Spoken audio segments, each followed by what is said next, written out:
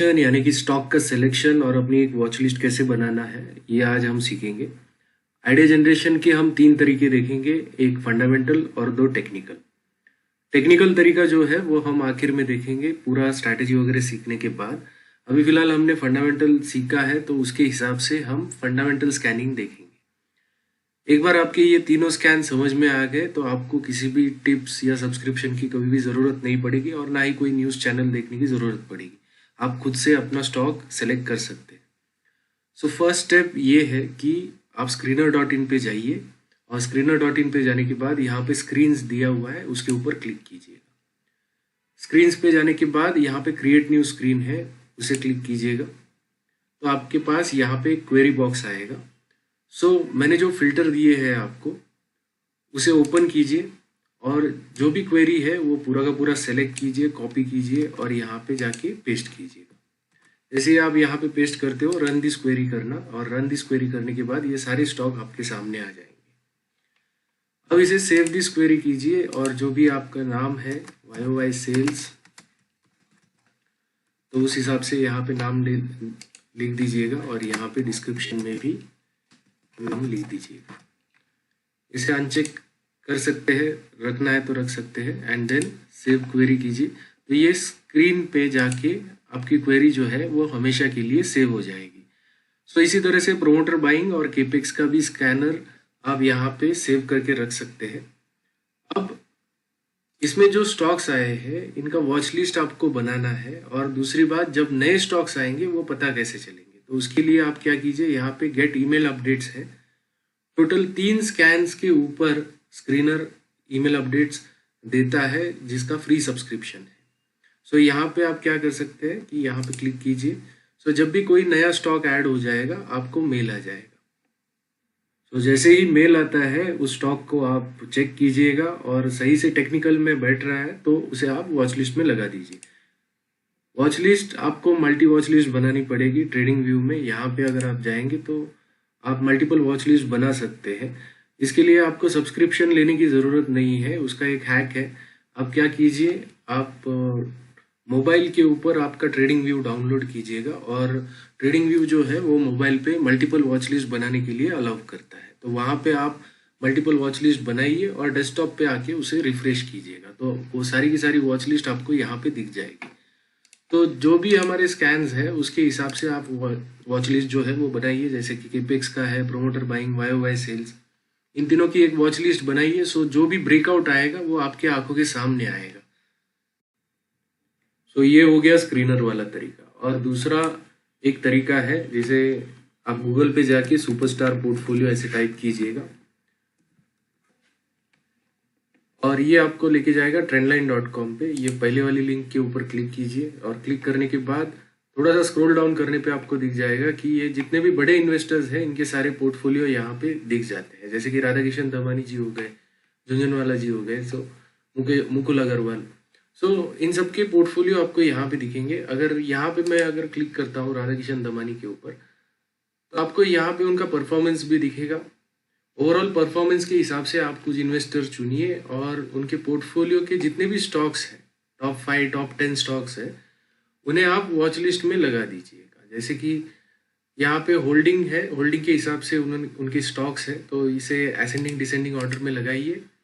और इनका जैसे कि सबसे ज़्यादा होल्डिंग एवेन्यू सुपरमार्केट में है, डी मार्ट में, यानी कि फिर VST industry, India cements, trend. तो ऐसे आपको बहुत अच्छे स्टॉक्स भी मिल जाते हैं यहाँ पे। ये इसलिए देखना है, ये बहुत ही आसान तरीका है स्टॉक्स ढूंढने का, बिकॉज इनके पास जो रिसोर्सेज होते हैं वो एक आम आदमी के पास नहीं होते हैं, and they are successful people, इन्होंने ऑलरेडी पैसा कमाया है। सो इनकी जो नॉलेज है या फिर इनके पास जो रिसोर्सेज है, जो एक्सेस है, ये आम लोगों के पास नहीं होता है। सो डेफिनेटली इनको कुछ एक्स्ट्रा एज रहता है। ये ऐसा नहीं है कि इनके सारे के सारे स्टॉक्स चलेंगे, लेकिन हमें एक पोटेंशियली अच्छा स्टॉक मिल जाता है जिनके फंडामेंटल्स अच्छे हो सकते हैं। इनके पास ऐसे ही स्टॉक्स होते हैं जिनके फंडामेंटल खराब है, जो आने वाले समय में अच्छे हो जाएंगे, या फिर अभी फंडामेंटल अच्छे हैं और आने वाले समय में और भी अच्छे हो सकते हैं। तो आपको रेडीमेड ये स्टॉक की लिस्ट यहाँ पे मिल जाती है।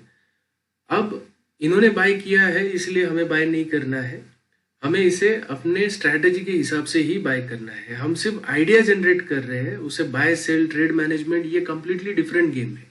तो वो हम टेक्निकल्स में देखेंगे या फिर स्ट्रैटेजी पार्ट्स में देखेंगे। लेकिन फिलहाल हमारे पास एक रॉ मटेरियल सामने आया है, तो उसे हम जमा करके रखेंगे, वॉच लिस्ट बना के रखेंगे। सो जब भी ब्रेकआउट आएगा, कोई भी ब्रेकआउट आपसे मिस नहीं होगा। सो ये दो तरीके हैं फंडामेंटली अच्छे स्टॉक्स ढूंढने के लिए, और टेक्निकली और दो तरीके हम देखने वाले हैं। बड़े से अच्छे ट्रेडर भी इसी टेक्निक्स का यूज करते हैं, उनके पास कोई जादू की छड़ी नहीं होती है, प्योर मेहनत है। एज अ ट्रेडर हमें रोज 100-150 स्टॉक्स देखने हैं और उसमें से जाके 1-2 स्टॉक 3 स्टॉक अपने को अच्छे मिलेंगे। कभी कभी हफ्ता भर कभी स्टॉक्स भी नहीं मिलेंगे अगर मार्केट खराब है तो, बट स्टिल आपकी वॉच लिस्ट जो है वो हमेशा बनती रहेगी, सो दैट आपको कभी भी स्टॉक्स की कमी महसूस नहीं होगी। सो इन स्क्रीनर्स को हम थोड़ा सा समझते हैं। यहाँ पे सबसे पहला जो है YOY सेल्स, इसके ऊपर अगर आप क्लिक करते हो तो आपको ये वाला स्टॉक मिल रहा है। इसके ऊपर आप क्लिक करने के बाद सीधा क्वार्टर पे जाइए और सेल्स पे क्लिक करने के बाद YOY सेल्स दिखेगा आपको। सो 34% से 25% आया है। सो ये घटा हुआ है यहाँ से। सो आपको ये मैन्युअली देखना है, और जिनमें सेल्स बढ़ गया है उन्हीं स्टॉक को आपको वॉच लिस्ट में लगाना है। अबाउट इंडिया अगर हम देखें तो अगेन क्वार्टरली सेल्स में जाना है, सेल्स के ऊपर क्लिक करके 7 to 12%। तो हमारा क्राइटेरिया क्या है, मिनिमम 30% का है, तो 30% यहाँ पे नहीं है। So Kama holdings again quarterly sales and यहाँ पे 36%, लेकिन ये 43% से नीचे की तरफ गया है, तो इसे भी हम अवॉइड करेंगे। ग्रेविटा को अगर हम देखते हैं तो अगेन क्वार्टर पे जाके सेल्स के ऊपर क्लिक करेंगे तो 24%, एंड SKF India quarterly sales YOY sales 11%, Timken again quarter sales YOY sales 24%, CMS info quarterly sales YOY sales 28%, 21 से 28%, सो मिनिमम 25% ठीक है। सो अपना क्राइटेरिया 30% का है, but up to 25% you can manage, और ये ग्रोइंग है। 21% से 28% आया है, और इसका क्वार्टर टू क्वार्टर सेल्स भी ग्रोइंग है, और EPS जो है वो आपको मार्केट स्मिथ इंडिया में जाके देखना पड़ेगा। दूसरी बात ये जो है, ये आज मुझे मेल आया था, ये नया एडिशन है, तो लेट अस सी। और यहाँ पे 34 से 67%, ठीक है। तो जो अपने क्राइटेरिया के हिसाब से बैठ रहे हैं और बाकी सारे फंडामेंटल सही है, तो आपको क्या करना है, उन्हें वॉच लिस्ट में लगा देना है। वॉच लिस्ट में लगाने के बाद again we will come back to capex में भी सेम तरीका है। केपेक्स अगर आप देखो तो EKI एनर्जी में आपको केपेक्स कहाँ पे देखना है, तो सीधा बैलेंस शीट में जाके देखना है, और बैलेंस शीट में फिक्स्ड एसेट्स जो है 9 से 30 हो गए हैं। अब यहाँ पे फिक्स्ड एसेट डबल हो गए, मोर देन डबल हो गए हैं, तो आपको इनका कंफर्मेशन जो लेना है, थोड़ा सा गूगल सर्च करके या फिर यहाँ पे डॉक्यूमेंट्स में जाके, एनुअल रिपोर्ट्स में जाके सर्च करना पड़ेगा बाय टाइपिंग द कीवर्ड्स। सो ये एक तरीका हो गया। और तीसरा जो स्कैन है वो है प्रोमोटर बाइंग का। प्रोमोटर बाइंग एक बहुत ही इंटरेस्टिंग फंडा है, लेट अस सी। इसके ऊपर क्लिक करने के बाद जैसे इंडिया पेस्टिसाइड्स हो गया, एस्ट्रल हो गया, एस्ट्रल के ऊपर अगर मैं क्लिक करता हूँ तो यहाँ पे इन्वेस्टर्स पे जाइए, और यहाँ पे आपको दिखेगा कि लेटेस्ट क्वार्टर में अगर प्रोमोटर बाइंग इंक्रीज हुआ है तो वो आपके स्कैनर के ऊपर रिफ्लेक्ट होगा। अभी ये क्यों देखना है, बिकॉज नॉर्मली हम जब आइडिया जनरेट करते हैं तो किसके पास से करते हैं, जब किसी को कुछ पता है तो उससे हम आइडिया लेते हैं। जैसे कि न्यूज़ हो गया, सब्सक्रिप्शन हो गया, बहुत सारे लोग वहाँ पे फंस जाते हैं। लेकिन सबसे अच्छा जो टिप देने वाला आदमी होता है वो कंपनी का ओनर खुद होता है, यानी कि प्रोमोटर। सो प्रोमोटर को जो चीज़ें पता होती है मे बी बाकी लोगों को पता नहीं होता है। सो प्रोमोटर बाइंग अगर होता है then that is always a good sign, ये हमेशा अच्छी बात होती है। लेकिन प्रोमोटर बाय करने के कई कारण हो सकते हैं। लाइक प्रोमोटर जो है वो अपने ही कंपनी के शेयर्स क्यों बाय करता है और कब बाय करता है। So the main reason is कि प्रोमोटर जो है वो कंपनी के साथ लाइफ लॉन्ग रहने वाला है। सो जब जब कंपनी में क्रैश आता है या कंपनी के प्राइस में क्रैश आता है, स्टॉक के प्राइस में क्रैश आता है, तो प्रोमोटर को ये एक मौका होता है अपने ही स्टॉक्स बाय करने के लिए, जो उसे सस्ते भाव में मिल जाते हैं और कंपनी का पैसा अच्छी जगह पे लग जाता है। और दूसरा एक रीजन ये होता है कि प्रोमोटर हायर साइड पे भी बाय करता है, क्योंकि उसे कुछ पता है जो बाकी लोगों को नहीं पता है। सो अगर प्राइस ऊपर जा रही है और फिर भी प्रोमोटर बाय कर रहा है, then it is very good sign. Benjamin Graham की बुक इंटेलिजेंट इन्वेस्टर में ये लिखा हुआ है कि अगर प्रोमोटर हायर साइड पे बाय करता है तो it is the waste of money, it is the waste of company's money. लेकिन हम यहाँ पे थोड़ा सा अलग तरीके से देखेंगे, अलग तरीके से थोड़ा सा सोचेंगे कि अगर प्रोमोटर हायर साइड पे बाय करता है तो it is not a waste of money, he knows something, उसको कुछ ना कुछ पता है, इसीलिए वो हायर साइड पे बाय कर रहा है। सो यहाँ पे हम क्या करेंगे कि इन छोटे छोटे क्लूज का और अपने टेक्निकल्स का ब्लेंड करेंगे, यानी कि दोनों को एक साथ मिलाएंगे। और अगर प्रोमोटर बाय कर रहा है, प्राइस नीचे जा रही है, एकदम अपने टेक्निकल्स के लेवल के भी नीचे गई है, तो हम वहां पे बाय नहीं करेंगे। लेकिन प्रोमोटर अगर हायर साइड पे बाय कर रहा है और हमारे टेक्निकल्स के हिसाब से, स्ट्रैटेजी के हिसाब से हायर साइड पे ही है, तो that is a very good sign, हमें एक कॉन्फिडेंस मिल जाता है।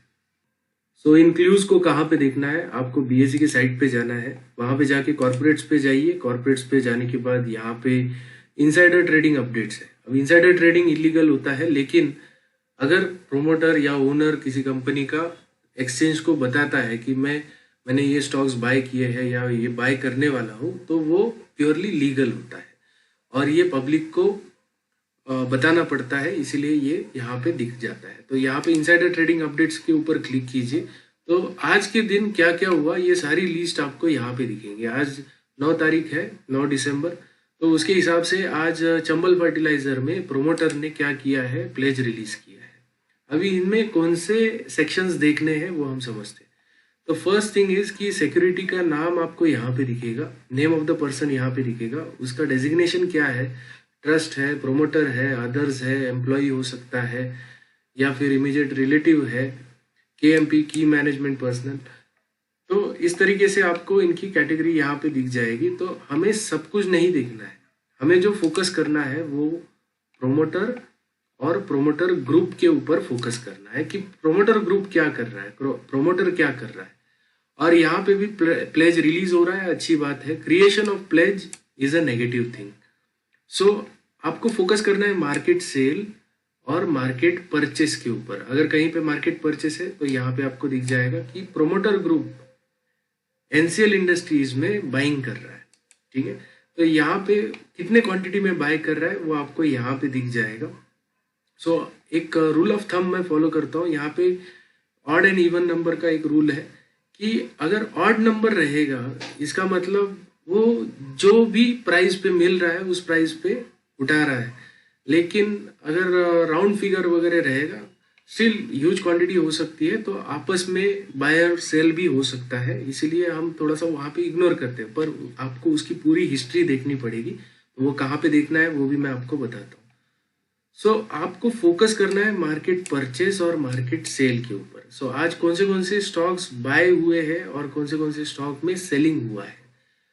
अब ये क्यों देखना है, सिंपल सी बात है। अगर आपने किसी स्टॉक को होल्ड करके रखा है या फिर कोई स्टॉक आपके स्कैनर पे आया है और उसमें प्रोमोटर बाइंग भी हुआ है, तो हम क्या कर रहे हैं, यहाँ पे प्रोबेबिलिटी स्टैकिंग कर रहे हैं, यानी कि जितनी संभावना अपनी तरफ हो जाए उतना अपने ट्रेड के लिए अच्छा है। सो प्रोबेबिलिटी स्टैकिंग करेंगे।